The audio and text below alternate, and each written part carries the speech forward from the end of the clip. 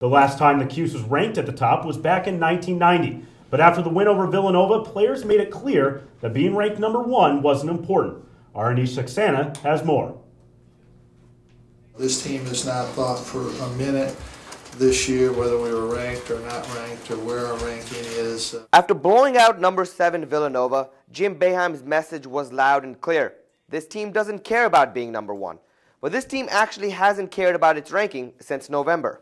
After Syracuse won the Coaches versus Cancer tournament at MSG, the first game back at home, Andy came up to me and he said, me and the team have been talking and we don't want to focus on our ranking. Could you do me a favor tonight? Before you do the team intros, don't mention where we're ranked in the polls.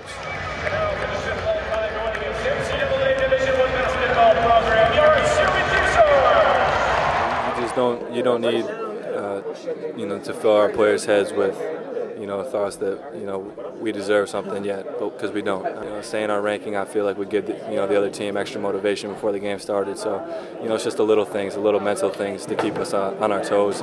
All season long, Veely has introduced the team without its ranking. But when the Orange catapulted to the top spot in the national poll this week, he had to ask Rounds about the matter.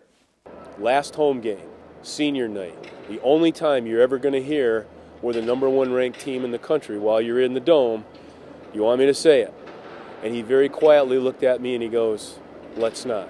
It's how it's been the entire season, and it's how we're going to stick to. So I definitely appreciate him following our request. This is just one example that shows this team doesn't care where they're ranked in the polls. After the St. John's win, Arinze Nwaku said, our ranking doesn't matter unless we're ranked number 1 in the end. Aneesh Saxena, Citrus TV.